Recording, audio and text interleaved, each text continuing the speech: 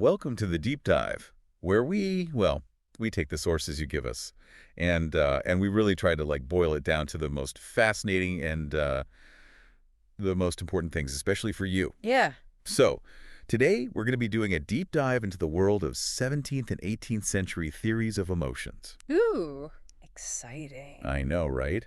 And you, our philosopher listener, you pointed us to some excerpts from the Stanford Encyclopedia of Philosophy on this very subject. That's a good one. It is a good one. It's a Yeah. very rich vein for us to mine together. It really is. I mean, this period wasn't just about them trying to figure out knowledge and what reality is all about. It was Right. also, a time where they were really trying to wrestle with what it means to feel as a human. Mm-hmm. The amount of work that they put into this Oh, really shows you how important the emotions were to their whole philosophical system. yeah. This resource is a really good one too. It's like a really nice like a survey article, right? That kind of gives you a lay of the land of all of the different ideas about emotions in the early modern period. Absolutely. So obviously, given how big this topic is, we can't get into like every little nook and cranny. Oh, But our goal is to give you, as a fellow philosopher, a good grasp of the key approaches yes. that these thinkers had. Like a guided tour. Exactly. A guided tour through early modern philosophy. Of the emotional self. Of the emotional self. I like that. Yeah, so we're really going to be focusing on,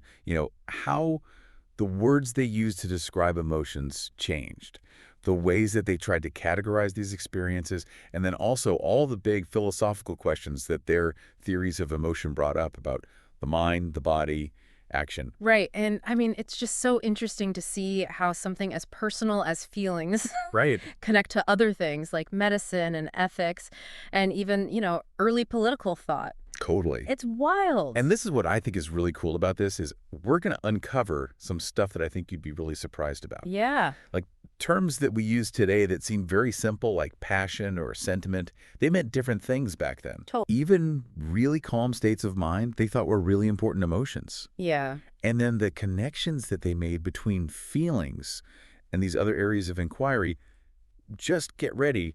I think there's going to be some real aha moments in here, for sure. I think so too.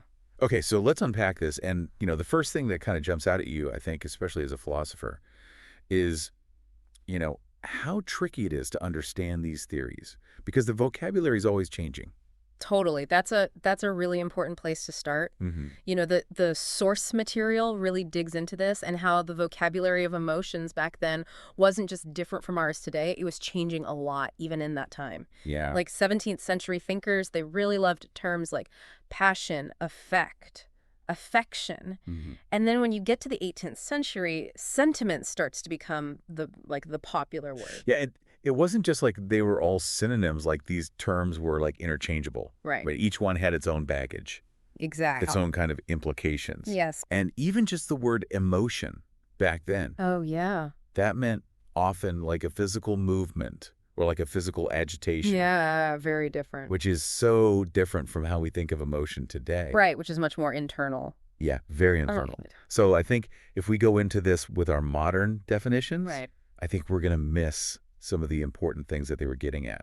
For sure. And it's really easy to overlook the role that they gave to calm emotions back then. Right. Because we think of passions as these really overpowering, turbulent states, Yeah, and for them, while some passions were disruptive, some of them were really important for a good and balanced life. Yeah, that's a key difference. Right. That's a key difference. Like we associate emotions with Intensity. intensity. Yeah, exactly. Yeah. But for them, Especially if they were into the classical virtues and stuff. right, They exactly. really put a lot of emphasis on being emotionally balanced. Yeah, and this whole idea of passion is interesting. It's described as receptive. But what are they receptive to? Receptive to what? Exactly. What are they open to? Right. And that's where it gets interesting. Yeah. Passion kind of bridges all these divides that we see in early modern philosophy. So, it could be connected to both mind and body, Right. perception, will, reason, desire, Hmm. internal, external. Yeah. It was a really flexible concept. Yeah. And that's something that's really important to keep in mind as we go through this.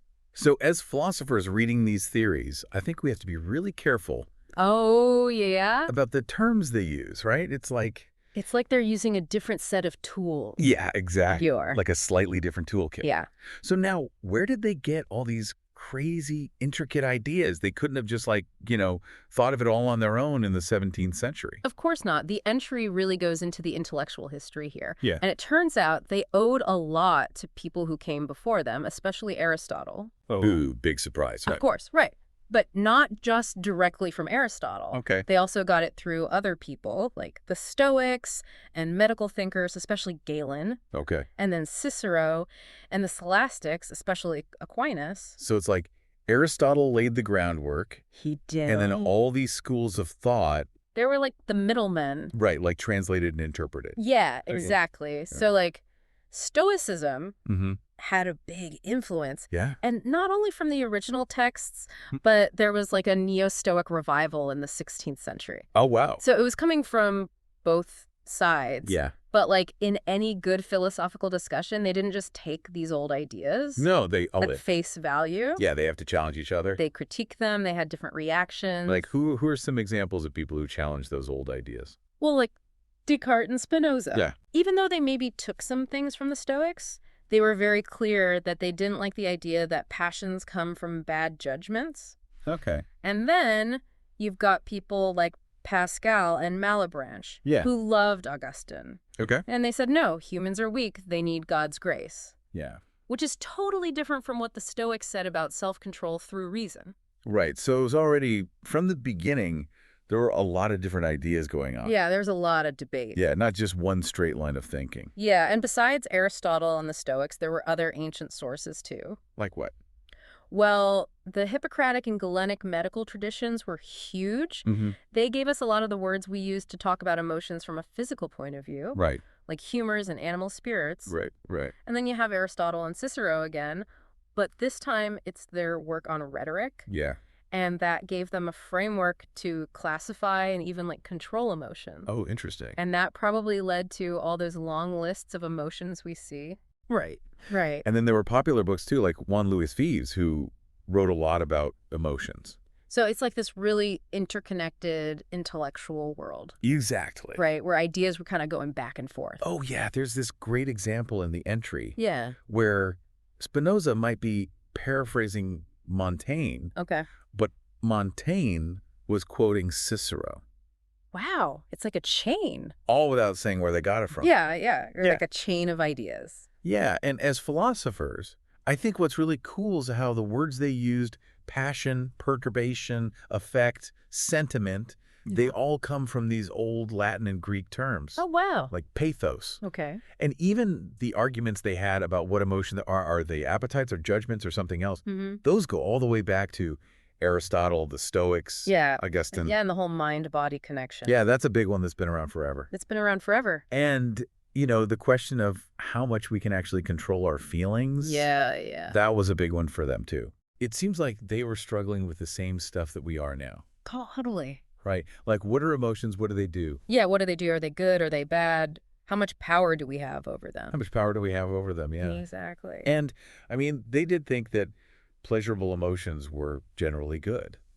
Yes, and that idea was really popular in the 17th and 18th century. Yeah, they're functional, they make sense, they're good. But they also talked a lot about the importance of being calm, Right, right. which is why, how they understood passion changed over time. Mm. So when we get to the 17th and 18th centuries, we see them coming up with their own ways of talking about emotions. Right, everyone had to have their own special vocabulary. Yeah, it's like they all wanted their own jargon. Right, yeah. But passion was super popular in the 17th century. Yeah, was that Descartes' fault?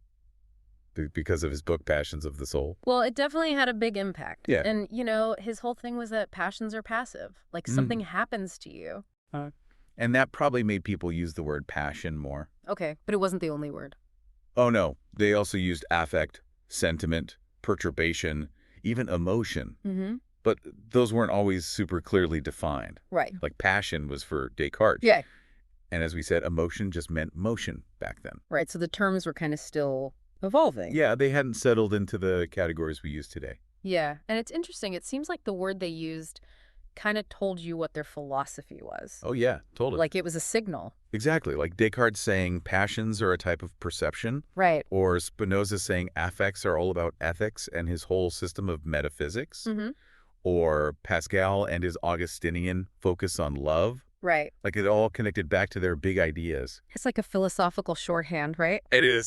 So the word they choose is like, Like a secret code. yeah, like a secret code to Yeah. tell you who they're aligned with. Okay, so then in the 18th century, especially in Britain, we see sentiment and affection becoming more popular. Yeah, what happened there? Yeah, what happened there? Why the shift? Well, I think they started to see a difference between the old passions and these newer words, like Mhm. sentiment and affection were calmer, Okay. more thoughtful, maybe even a little bit more moral. Okay. Whereas passion started to sound a bit more, Raw. yeah, raw, untamed, maybe even violent. Okay. Like it could mess up your reason or society. Right, so you had someone like Mandeville. Yeah, he said humans are ruled by their passions. Yeah, and then someone like Hutchison's like, no, no, no. Right, he said passions are confusing and chaotic, Yeah. but affections are more peaceful and good. Right, so a move towards a more like contemplative and even morally virtuous idea Yeah. of the emotions. Yeah, exactly. And Hume. Oh, yeah, Hume is a great example. Right, he uses sentiment in a really particular way. He does. Right, like he's talking about the feelings that underpin our moral judgments or judgments about beauty. Yeah, he might have gotten that from Abbe Dubos, Oh, him. who said we have this, like, inner sense, a sentiment interior Okay. for judging art, like our sense of taste. So sentiment goes from just a general word Yeah. to this specific idea about figuring out what's valuable, especially in ethics and art. Exactly. And then you get Adam Smith and his book, The Theory of Moral Sentiments. That's huge. Yeah, that was a big moment for thinking about emotions. So this whole passion versus sentiment thing wasn't just for philosophers, No. right? It went into literature. Yeah, Sarah Fielding used it in her novels. Oh, wow. And then there's Lord Kames. Yeah. He just said sentiment means any thought that comes from a passion. Wow. So broad. Yeah, he wasn't picky. So it's amazing, right? It is. How these little changes in language. Right. Tell us about how they understood emotions. It shows a real change in how they thought about them. Yeah, like what it means to be human and have these feelings. Totally. But even though the words changed, they all agreed on some basic things about emotions, right? Oh, yeah, they did. Yeah. What were some of those? So they all thought emotions were passive. Okay. Like we don't choose them, they happen to us. Okay. And they were tied to perception. Yep. Sometimes even like aimed at something. Right, right. And they usually involved pleasure or pain. Yeah. And they made us want to move towards or away from things. Mhm. And they got us doing things. So even though the words were different, they kind of agreed on what emotions did. Yeah, the core features were there. But as you said before, their definitions might not match up perfectly with ours. Right. We have to be careful. Right. Like whether they said passion, affect, or sentiment, they usually thought emotions had objects, Okay. either things that caused them or things they were about. Right. Lord Kames was weird. Oh, okay. He said emotions are calm and don't have an object.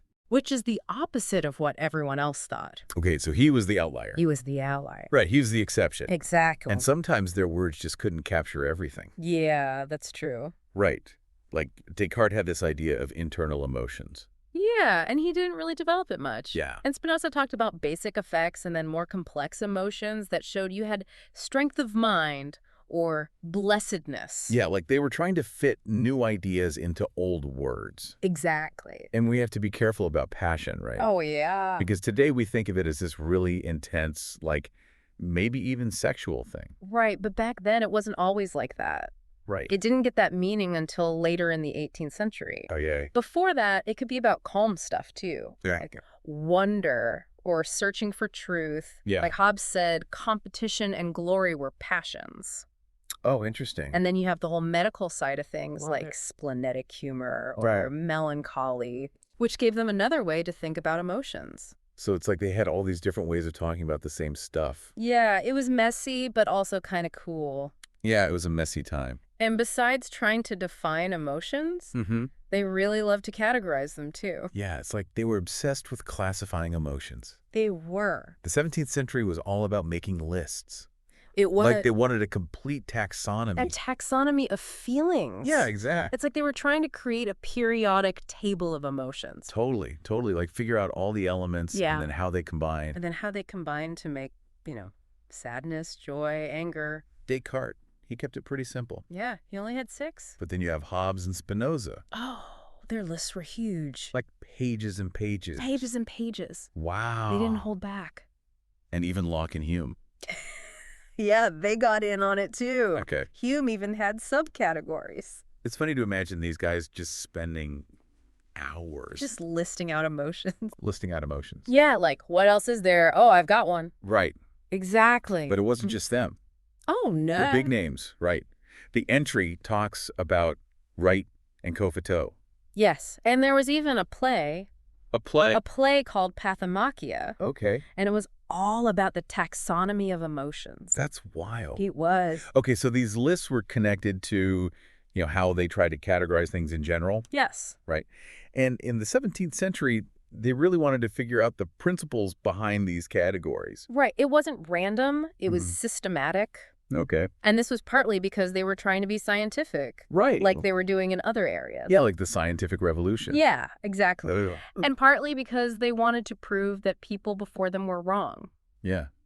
Got to challenge the old authorities. Like Descartes, Yeah. he didn't like Aquinas' division of passions Okay. into concupiscible and irascible. Yeah, those are, yeah. Yeah, so he had to come up with his own. Right. But even though they came up with these new fancy systems, the old Aquinas stuff was still popular. It was. It's funny. It's like what people believed and what the philosophers were saying. Yeah, like there was a gap. Yeah, they weren't always on the same page. And they also took ideas from older systems, Yeah. like Hobbes and Locke. They used some of Aquinas' stuff, and some old ideas just kind of faded away, like psychic conflict, Okay. which was a big deal for the ancients and medievals. Okay.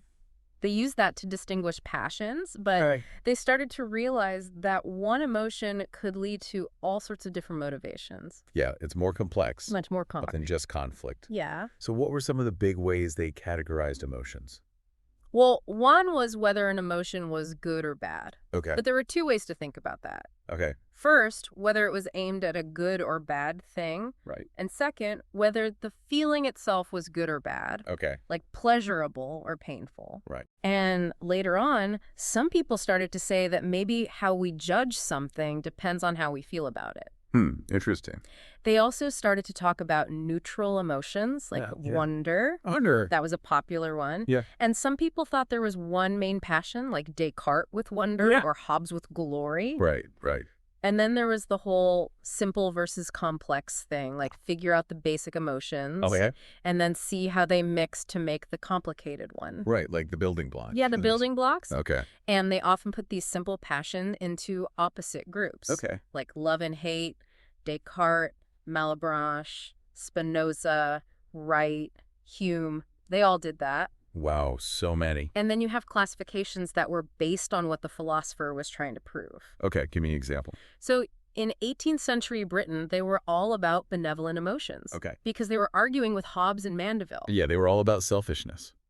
Exactly. Yeah. So they came up with distinctions like self-directed versus other-directed or social versus antisocial. Okay. And then there's the raw versus reflective emotion thing. Yeah. Which was big for developmental theories, like Rousseau's. So even how they categorized emotions tells us about their big philosophical ideas. It does. Right? It all ties together. Yeah, it's not just random. And then Rousseau, Yeah.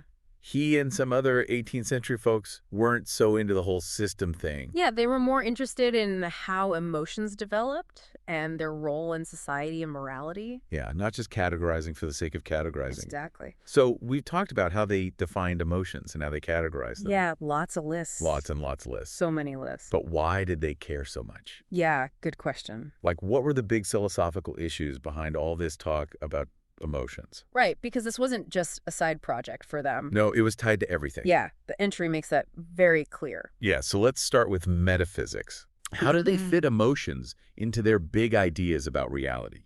So for people like Descartes, Malebranche, and Spinoza, Okay. figuring out where emotions fit in their systems was tricky. They Yeah. used the whole active versus passive thing, Mm-hmm. but that sometimes caused problems. Oh. Emotions were also a big deal for the mind-body problem. Right. Like Descartes with his two substances, Yeah. Hobbes with his one substance, Mm-hmm. Spinoza with his mind and body being two sides of the same coin. Yeah. They even came up with weird theories to make it work. Like what? Like Walter Charlton. Okay. He said we have two souls. Two souls. Two souls. In one body. In one body. Wild. No. Okay. And emotions were also important for how they thought about personal identity, like who we are over time. No. So it's not like they thought emotions were just these fleeting things we feel. Right, it's not just subjective. Yeah, they thought emotions were part of who we are. Yeah, they were a big part of their whole understanding of what it means to be human. Exactly. And then there's causation. Yeah, that's a big one. Right. How do we explain things? Especially with the new mechanical philosophy coming up. Oh, yeah, that had a huge impact. Right.